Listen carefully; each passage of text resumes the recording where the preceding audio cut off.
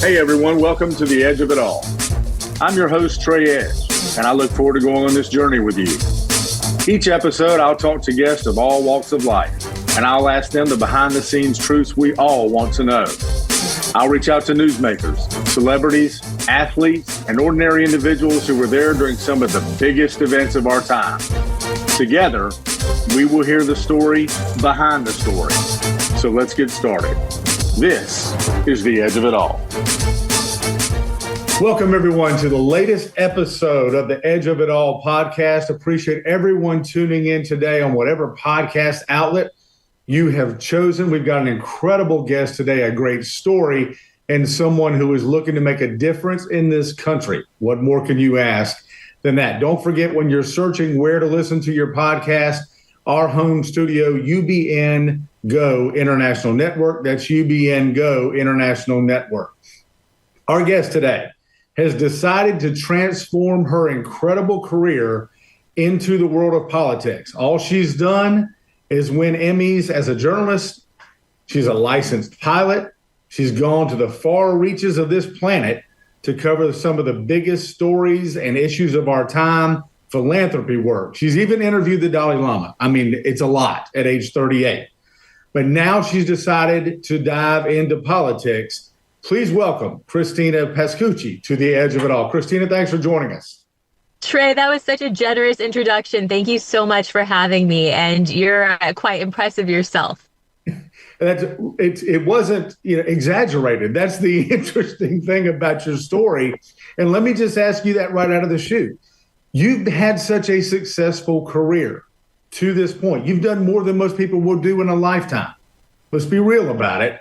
And you're obviously very driven. We referenced the journalism work and everything else that you've done. The simple, obvious question, why then decide, you know what, I'm going to run for public office, and I'm not going to start with the school board. I'm going to run for the U.S. Senate.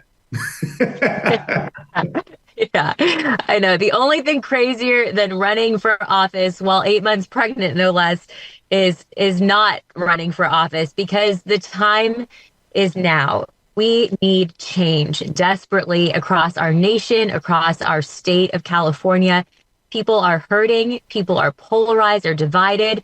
And I really had the immense honor and privilege as a journalist for almost 20 years, traversing the state, interviewing thousands of people, not only in California, but around the world. I saw their passion. I saw what we're capable of. And I believe in the greatness of America and California, and I want to fight for it before it's too late. So yeah. I just, I want people to feel safe. I want them to feel happy. I want them to live their best lives. And I think we're falling short, but I'm very hopeful that we can reach that with the political will and the right people in office. Well, and that's the thing. It's the right people in office. And we could go into some long diatribes about why the people who are, let's just say, in power and keep getting reelected and things like that, why that happens. I'll save that for a minute. But let me ask you one more thing related to your journalism background. Sure. In today's world, 2024, and I was a journalism major as well back in the day, you have to be able to deliver a message, and you have to be able to deliver it well. Did your journalism background help you as you got into politics, delivering a speech, and simply relaying your message in a way that would attract people? I think it's been hugely helpful. And in fact, I think more journalists should run, because not only has it given me a really good sense of the issues, I've done dozens of investigations on any given topic, whether it's mental health, homelessness, the border, politics in general, foreign policy, because I was a war correspondent, and I've gone to more than 100 countries around the world and just really experienced life in a unique way. I feel so blessed to have had those experiences, and they would serve me extremely well in the U.S. Senate when you're dealing with foreign policy and dealing with these complex issues and figuring out how to solve them. I've seen firsthand how to do that. And of course, when you're used to communicating with people, it is extremely helpful, because communication is a key part of getting your message across and for people to understand where you're coming from and why you're addressing the issues in the way that you are. And so it's hugely helpful. Plus, I'd wake up at 2 a.m. I would probably get 2 to 3 hours of sleep often in that crazy journalism schedule. You're going into the fire, you're going toward wildfires and emergencies, and you're used to a very high stress situation with little sleep. And all the while people are calling you fake news or whatever the case might be. So I think you're primed for politics with what you have to deal with as a journalist. To you as a political candidate, you describe yourself as a JFK era Democrat. Explain to people what you mean by that.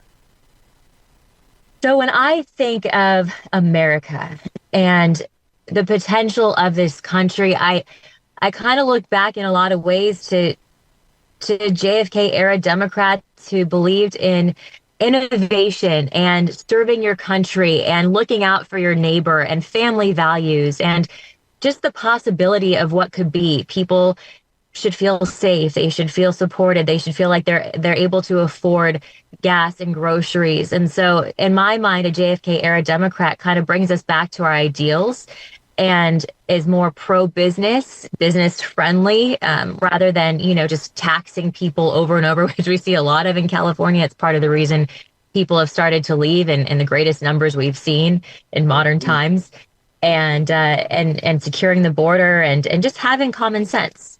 Yeah. Is that difficult? Because we live in such a time when everything is so divided. From the news channel people choose to watch to just how we live our everyday lives. Bridging that gap, you just described the kind of candidate you are and the kind of politician you want to be.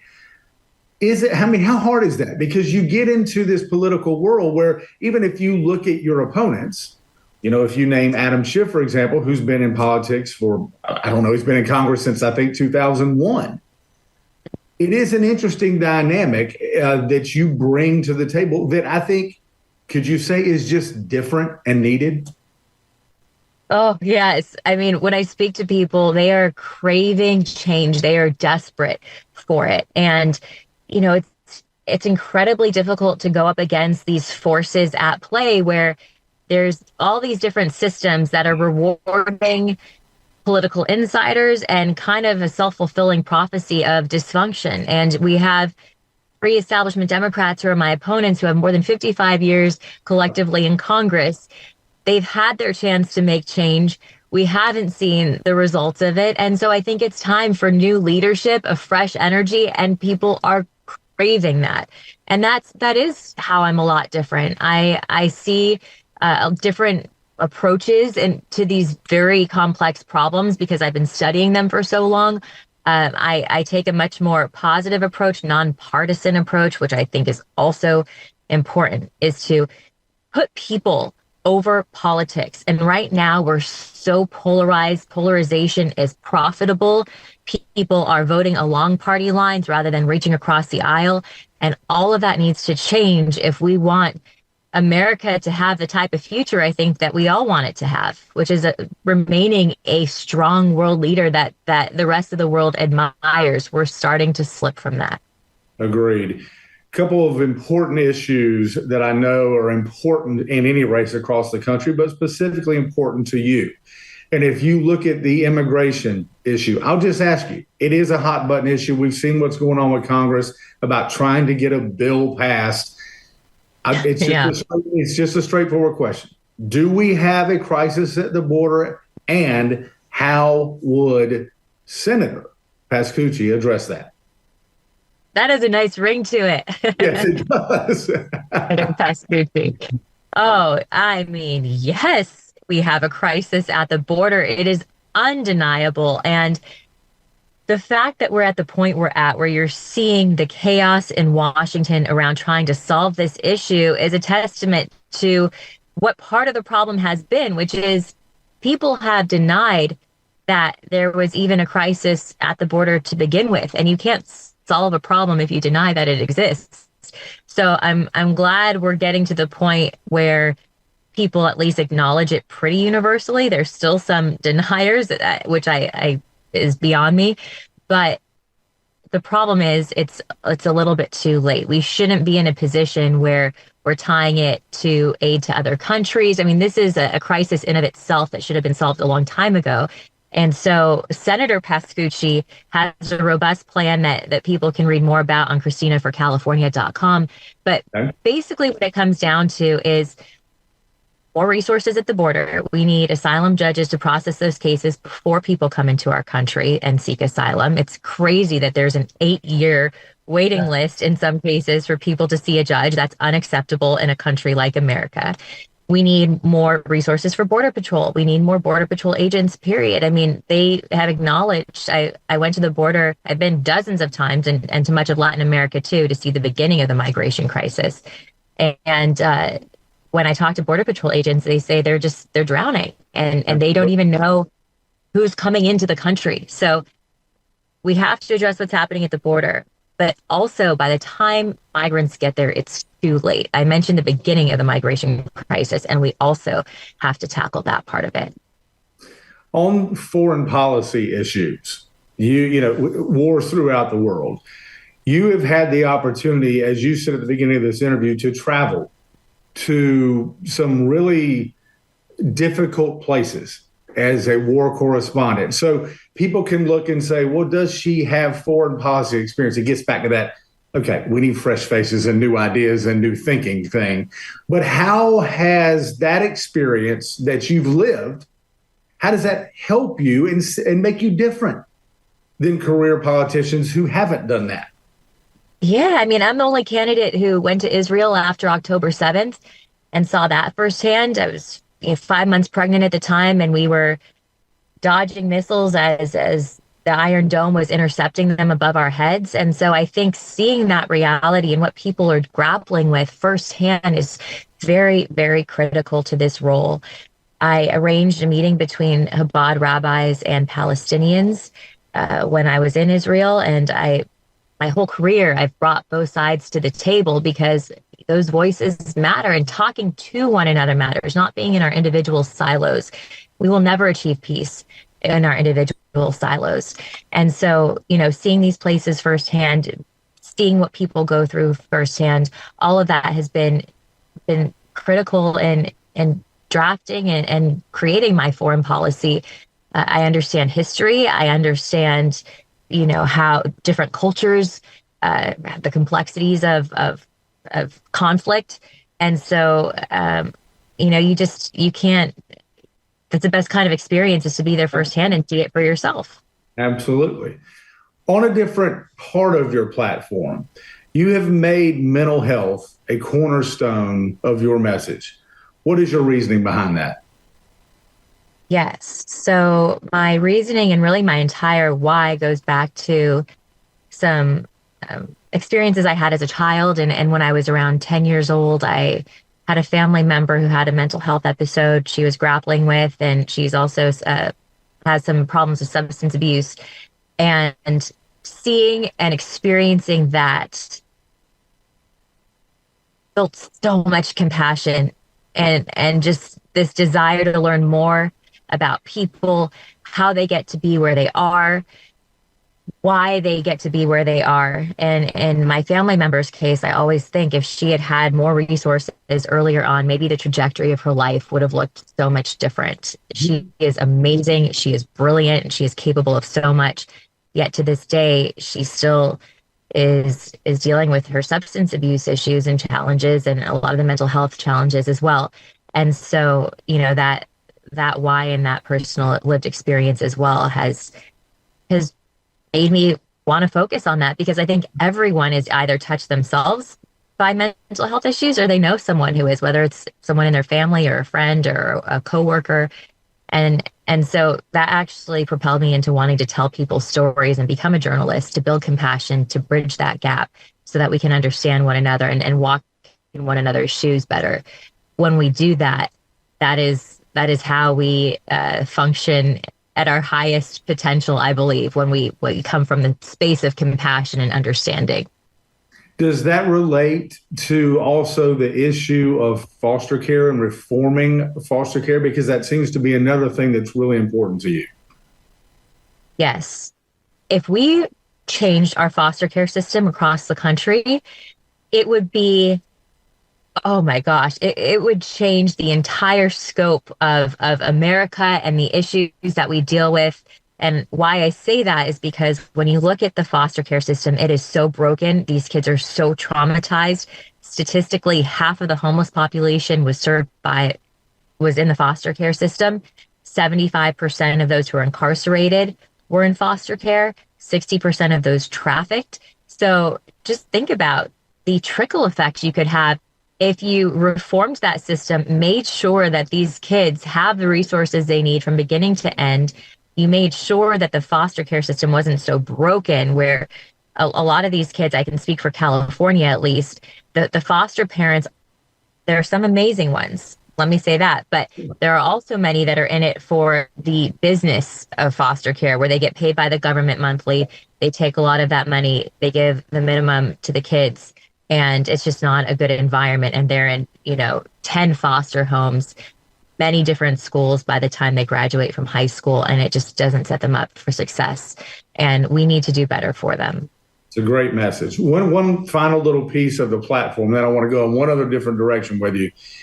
Where does environmental issues, where do they fit in your platform? You've traveled to so many different places, Antarctica, other places where I think you even handled a water issue there in LA that you were instrumental in getting policies changed there. But when you look at all these different things we've talked about, for you, where does the environment piece fit in? Well, I think thinking of the environment should be involved in everything that we do. And when you look at, the environment shouldn't even be a controversial issue. It tends to be polarizing within politics as well. But everyone wants clean air and clean water. And everyone, I would think, would want their children to inherit a world that's as clean as possible and ideally better than we left it. We leave it off better for them. So I think we should have common sense policies that put the environment at the forefront of what we do. And sometimes there's been some policy, like in California, there's a mandate all electric vehicles by 2035. And then it was the next week or something very, very soon thereafter where then the Californians were told, oh, don't charge your electric vehicles because our electrical grid can't take it. Right. So I think focusing on spurring innovation and meeting ourselves where we're at is very important, but also, creating that drive to make sure that we are environmentally focused, because long term, that's what we're going to need if we're going to sustain this increasing population of 8+ billion people on this planet that's exponentially increasing, every decade. So it's important. And I have done a lot around ocean conservation. I've dived with hundreds of sharks at minimum around the world to expose shark finning and how that impacts the health of the ocean, because you have 100 million sharks killed every single year, which I think a lot of people don't realize. But just do some research. I didn't realize it until you just said it. Yeah, it's hard to even fathom or think that there's 100 million sharks out there. But every single year for shark fin soup in Asia, for other reasons, they are killed. And so I've done a lot to raise awareness around that. And the ambassador to Palau, which is a small, tiny nation in south of the Philippines, he appointed me ambassador to his country because of some of the conservation work I did. So I think just, creating a generation that believes in being as good to the environment as possible is a good thing for all of us. Well, okay, so you went swimming with sharks, and now you're jumping into the political arena. I could make a really bad joke there. I told you I prepared perfectly for this moment. Swimming with sharks again. As you've been in this race, there's been controversy, and it surrounds your ballot and the Secretary of State admitting that they made a mistake. Mm-hmm. So I just want to give you a chance for a minute. Tell everybody kind of what happened, and is there a remedy for that? Because you're in the throes of this primary right now, and it matters. It's important. Yes. Okay. So people should care about this because it impacts the integrity of our elections. Really, what happened was when you're a candidate, you apply to get a ballot designation, which is 3 words under your name that show up on the ballot. Mine was supposed to be local television journalist, but when the ballots were actually printed, there was nothing. They omitted my profession. And they admitted fault, which I appreciate. I think that's the first step in regaining integrity in our elections. But then the remedy was to put a notice on the website that they had made that mistake and to send out something on social media and to send out a press release. And so, maybe hundreds, maybe thousands of people saw that, they acknowledged that mistake. But unfortunately, you have millions of voters. And so many people who might see my ballot designation missing on the ballot and think I made a mistake. For people to understand, it's important because when we did polling, my poll numbers dropped in half without the ballot designation. So it's hugely harmful for my campaign. And then if voters are seeing like, oh, is that the same Christina Pascucci who was a journalist or is it not? And then if they decide to vote for someone else, it could actually impact the outcome of the election, especially when you have the top 2 vote getters move on from the primary to the general. And right now it's a tight race between who's in that second spot. That matters. And I appreciate you getting the message out there. And we encourage everyone, if they've got to go to the website, whatever they have to do, to make sure they're voting for the person they want to cast their vote for. I mean, yes. It sounds elementary, but it's important. And doing research on each of the candidates, there's 27 people running for this race. And, it is so important to do your research and important to, this is what our service members have made the ultimate sacrifice for, is our right to vote. So it's just something I hope people don't take lightly. What has been the biggest surprise to you entering the political world? Well, I think it's not entirely surprising, but people, as desperate as they are for change, there are systems in place that prevent that change from happening. And so I think I'm going to continue fighting this fight for a long time to come based on what I've seen as a candidate. I can tell you that for sure. And, it's I can't unsee what I've seen. So I hope that more people get engaged in our elections and our democracy, because the future of our country depends on it. And the only real way, if people are desperate for change, the only real way to create it is for all of us to start paying closer attention to the candidates, to who's running, to know that there are other options than the political insiders we've seen who have been part of this machine for so long. Final question for you before I get to your final message to the people. You made reference to the fact that you are expecting a child, a daughter, I believe. Yes. And you're 8 months. Is it? I just want to make sure I get all the facts out there correctly. I mean, you're close here. Thank you. Yes, she's due the week after the election. So there if she gets in there, she has good timing. But I mean, the question, the immediate, just common sense question comes to, I mean, you're out there, delivering a message, running for office. We referenced all the things you've done. Now you're expecting, your child. It's a lot. How do you going day to day? Yeah, thanks for asking. And I think, it's interesting because on one end, people hear this and they say that it makes me more relatable because I understand the importance of taking care of families and providing parent leave and childcare and all of those things that are so essential to helping families thrive and succeed. And on the other, you have people who are skeptical and say, well, how the heck are you going to do this? And my answer to that would be working women do it every day. And I'm not special in that sense at all. Maybe it's more of a high profile or, there's more of a highlight on what I'm doing, I guess, in some ways, because, you're just out there with the people. But thankfully, I've had a pretty easy pregnancy, knock on wood. Hopefully it continues that way. And I'm so clear in my why.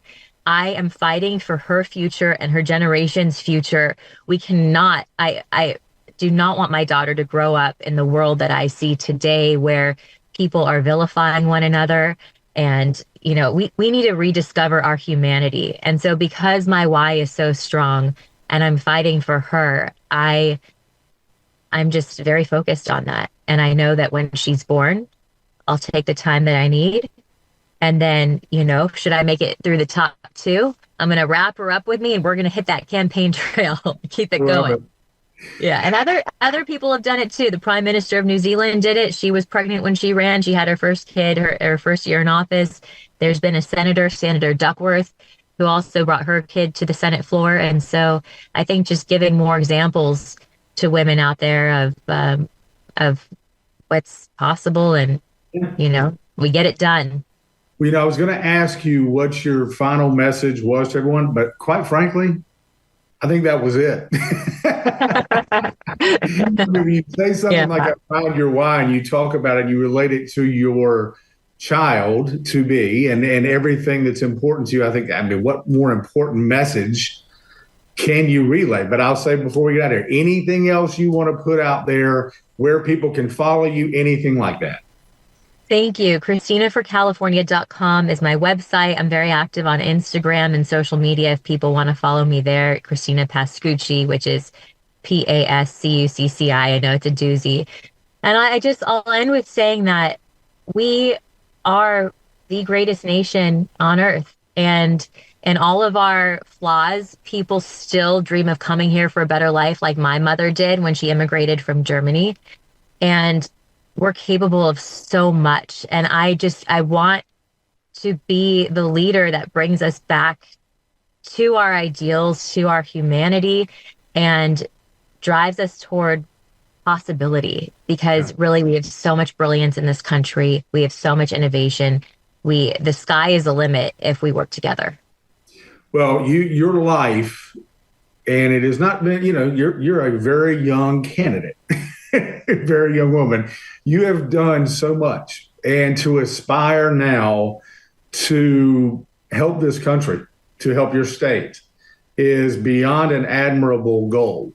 So we appreciate you coming on the show. We congratulate you on everything. I mean, we could go make a whole show out of everything you've done, but I know it's not about what you've done. It's what you're going to do. That's what you're focused on. But we really appreciate you coming on the show. We wish you the best of luck in the upcoming primary, in the election. Hopefully, we wish you the best of luck in your continued pregnancy and the birth of your child. And we hope that one day we can get you back on here and talk to Senator Christina Pascucci. I look forward to it, Trey, the future Ryan Seacrest of America. You're amazing. I appreciate your time. Yeah, absolutely. Best of luck to you, and really appreciate you taking the time. I know it's a busy schedule. We appreciate you coming on the edge of it all. All right. Thank you very much. That'll do it for this episode of The Edge of It All. Be sure to listen to all the podcasts on UBN Go International Network or wherever you get your podcasts. You can find us across all podcast streams. Please like, follow, and subscribe wherever you get your favorite podcast. Thanks again to Christina Pascucci for coming on the show, sharing her story with us. We will certainly be paying attention to the U.S. Senate race in California. We appreciate everyone for listening to The Edge of It All today. It is the story behind the story. Each episode, a new one with inside scoop you have never heard before. Thanks for listening, everybody.